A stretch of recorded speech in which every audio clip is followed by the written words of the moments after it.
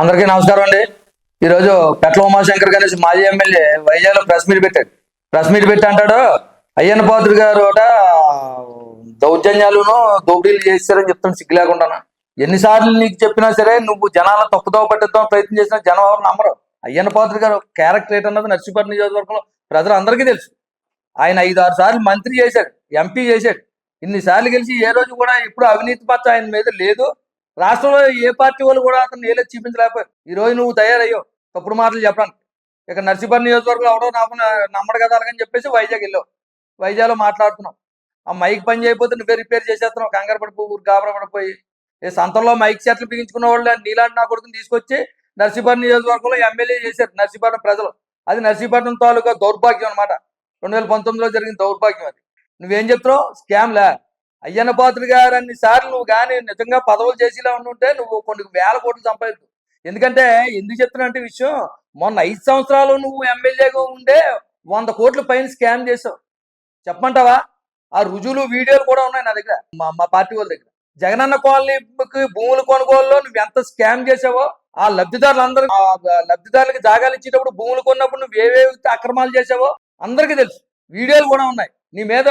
ఆ భూములు అమ్మిన వాళ్ళు కూడా ప్రెస్ మీట్లు పెట్టి మాట్లాడారు. నువ్వు దౌర్జన్యంగా మీ సుర్ల నాయుడు ఏదో పేరు బలిగట్టం ఆడిని పంపించి దౌర్జన్యం చేయించి భూములు రైతుల దగ్గర మీరే తక్కువ రేట్లు కొని ప్రభుత్వానికి ఎక్కువ రేట్లు అమ్మి ఆ డబ్బులు బ్యాంకుకి వెళ్ళి మీరే దౌర్జన్యంగా డబ్బులు విత్డ్రా చేయించి పట్టుకుపోయారు. సుమారు 60 కోట్ల పైన నువ్వు ఆ స్కామ్ లో లబ్ధి పొందావు. నువ్వు మమ్మల్ని విమర్శిస్తున్నావు. మాకవరపాలెం మండలంలో, నాగవరం మండలంలో, నర్సీపట్నం రూరల్లో నువ్వే భూ కబ్జాలు చేసావో మొత్తం మా దగ్గర రిపోర్ట్ ఉంది. గొలుగున మండలంలో ఏ భూముల దగ్గర మీరు ఏ యాసాలు వేసారో అన్ని కూడా మాకు తెలుసు. నర్సీపట్నం ప్రజలు ప్రతి ఒక్కరు కూడా నీ గురించి ఈరోజు మాట్లాడుకుంటున్నారు. ఏమని? నువ్వు పోయిన తర్వాత నర్సీపట్నం దరిద్రం పోయింది అనుకుంటున్నారు. వీడు ఎక్కడి నుంచో వచ్చి నర్సీపట్నం అభివృద్ధి పాడు చేశాడని చెప్పి ప్రతి ఒక్కరు కూడా తిట్టుకుంటున్నారు. ఈరోజు సృష్టి క్షేత్రం అనే మా కార్యాన్ని తలపెట్టారు అయ్యన్న పాత్రుడు గారి కుటుంబం. కోట్ల రూపాయలు ఖర్చు పెడుతున్నారు. నీ ఇంట్లో కానీ నువ్వు ఇస్తున్నావా? దేనికి నువ్వు విమర్శిస్తున్నావు? ఆ రోజు నువ్వు వెళ్ళవలసిన పనేటి అక్కడ దేనికి వెళ్ళావు? ఇప్పుడు నీ కేడరు, నీ వైసీపీ కార్యకర్త ప్రతి ఒక్కరు కూడా ఆ రోజు నువ్వు వెళ్ళిన తప్పని తిట్టుకుంటున్నారు. సృష్టి శాస్త్రం లాంటి కార్యక్రమాన్ని అడ్డుకోవడం నీ దౌర్భాగ్యం, నీ మానసిక వైఖరి ఎలాంటిదన్నది నర్సీపట్నం నియోజకవర్గంలో ప్రజలందరూ డిస్కషన్ చేసుకుంటున్నారు. వైసీపీ కార్యకర్తలు తిడుతున్నారు. వీడికి అక్కడికి ఏం పని అండి, ఆ టైం అప్పుడు వెళ్ళి దెబ్బలు తిన్నాడు, ఇది సిగ్గులేదు అలాగని చెప్పేసి మందు తాగేసి మందు పార్టీలు చేసుకొని మేము అందరం దేవాలయంలో ఇప్పుడు అక్కడ చూస్తున్నాం. అక్కడ శివాలయం కడుతున్నారంటేనే అక్కడికి వెళ్ళి నీ కారు అడ్డుగా పెట్టి అక్కడ వాచ్మ్యాన్ సెల్లాకుని ఏట్రా అంత దౌర్జన్యం. మీ కేరళ అంతా కూడా తిడుతున్నాం, మేం కాదు, మీ వైసీపీ నాయకులు తిడుతున్నారు. రూరల్లో కానీ ఇటు మున్సిపాలిటీలో కానీ వీడికి ఏం పోయి కాలం వచ్చిందో అక్కడ ఆపడానికి వెళ్ళి దెబ్బలు తిన్నాడు. మా పార్టీ పరువు పోయింది వీడి వల్ల. ఇలాంటి ఏదో ఎమ్మెల్యే చేసాం 2019లో అని చెప్పి తిట్టుకుంటున్నారు నిన్ను. ఏం చెప్తున్నారు? నువ్వు రైతులు నీ దగ్గరకు వచ్చారా? అందులో రైతులలో ఉన్నారా? బలుగట్లో మీ కార్యకర్తలు వాళ్ళు రైతులు కాదు. అక్కడ భూమి కానీ ప్రతి ఒక్కరు కూడా భూమి పండించే వాళ్ళు ఎంతో మంది లేరు. ఆ ఆయకట్టు కింద నిజంగా వ్యవసాయం జరిగితే అయ్యన్న పాత్రుడు గారే అది అక్కడ సమస్యలు ఏమైనా ఉంటే పరిష్కరిస్తారు. ఇప్పుడు సృష్టి శాతంలో బ్రిడ్జి కడతారు, దానివల్ల రైతులకు వచ్చి నష్టమేట్రా? నీరు ఉండదా? నీరు వదలరా? రాజమండ్రి బ్రిడ్జి ఉంది, ఆ బ్రిడ్జి దగ్గర స్తంభాలు ఉన్నాయి, నీరు వెళ్తారా గోదావరి నీరు? అలాగైతే రాజమండ్రి బ్రిడ్జి తీసేమంటావా నువ్వు? నిన్ను ఎవరైనా సలహా అడిగితేనే ఇలాంటి సొల్లు కబుర్లు చెప్పడం జనాలకు నువ్వు. ఇప్పుడు అక్కడ సృష్టి శాస్త్రం పూర్తయ్యి అక్కడ విగ్రహాన్ని కట్టిన తర్వాత అక్కడ రైతుల భూములు ఎంత వాల్యూ పెరుగుతుంది, ఎంత విలువ పెరుగుతుంది? ఆల్రెడీ లేఅవుట్ లేడని రెడీ అయిపోతున్నారు ఆ భూమి, అక్కడ ఉన్న భూములు ఉన్న రైతులు.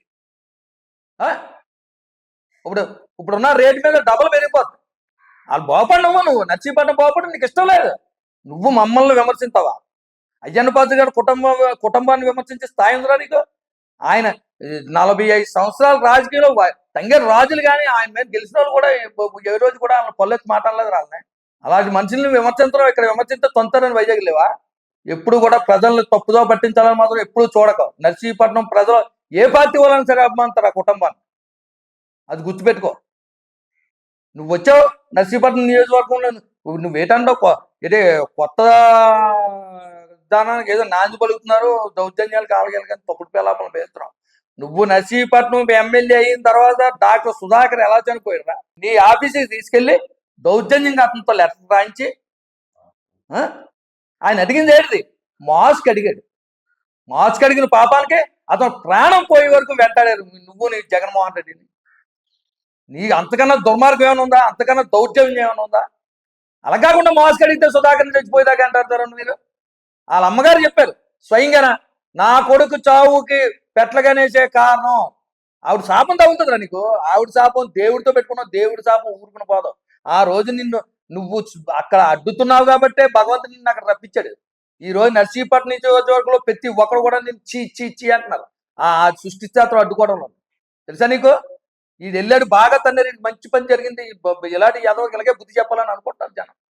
ఇప్పుడు అయ్యన్న పాత్రుడు గారి దృష్టికి కూడా మేము తీసుకెళ్ళి అవసరమైతే ప్రజలందరి దగ్గర కూడా సంతకాలు సేకరించి నువ్వు జగనన్న కాలనీలో ఎంత డబ్బు అయితే తిన్నావో దాని మీద సిఐడి ఎంక్వైరీ చేయమని అడుగుతాం కంపల్సరీగా. ఈసారి మాత్రం వదిలిపెట్టే పరిస్థితి లేదు. డాక్టర్ సుధాకర్ గారు కూడా ఎలా చనిపోయారో సిఐడి ఎంక్వైరీ చేయాలా డిమాండ్ చేస్తాం మేము. కంపల్సరీగా నీ మీద దృష్టి పెడతాం. నువ్వు నర్సీపట్నం నియోజకవర్గానికి చేసింది ఏమి లేదు. చేతకన్నా కొడుకువి నీ కార్యకర్తలతో నీతో పాటు ఎఫ్ఐఆర్లో ఉన్న ఇద్దరిని వదిలేసి పారిపోయావు నువ్వు. నీ సొంతంగా నువ్వు బెయిల్ పెట్టుకోవడానికి పారిపోయిన చేతకన్నా కొడుకు నువ్వు మమ్మల్ని విమర్శిస్తావా? 5 సంవత్సరాలు చితికిల పని చేసే వాళ్ళు అదిగో చేసేస్తాం ఇదిగో చేసేస్తాం అది అని చెప్పేసి. బొడ్డిపల్లిలో శివాలయం గారు కోనేరులో నువ్వు శంకుస్థాపన చేసావు శివుని కడతానని చెప్పేసి. కట్టావురా? నీలా డమాబుస్ మాటలు చెప్పుకోవాలనుకున్నా అయ్యన్న పోదు కుటుంబం అంటే. నీలా డమాబుస్ మాటలు చెప్పుకోవాలనుకున్నా. అన్నారంటే చేస్తారు. అది ఆకి నీకు తేడా. నీ మీద కంపల్సరీగా సిఐడి ఎంక్వైరీ చేసి వరకు కూడా తెలుగుదేశం పార్టీ గుర్తుపెట్టుకో. అందరికీ నమస్కారం అండి. మీరు కూడా నర్సీపట్నం ప్రజలందరూ కూడా ఇలాంటి దుర్మార్గుల్ని ఖండించాలా, ఇలాంటి దుర్మార్గులు వాక్యాలు ఖండించాలా. ఇలాంటి వాళ్ళు వచ్చి మళ్ళీ ఓట్లాడడానికి వస్తే నీలాంటి వాడికి ఓట్లు మేము వెయ్యవు. నర్సీపట్నానికి అభివృద్ధికి నువ్వు అడ్డుకుంటున్నావు. నీలాంటి వాడు నర్సీపట్నం ఉండకుండా బాబు కొత్తపల్లి పో అని చెప్పి బాధ్యత ప్రతి నర్సీపట్నం ప్రతి పౌరుకి ఉందని సందర్భంగా తెలియజేసుకుంటూ చాలా తీసుకుంటాం.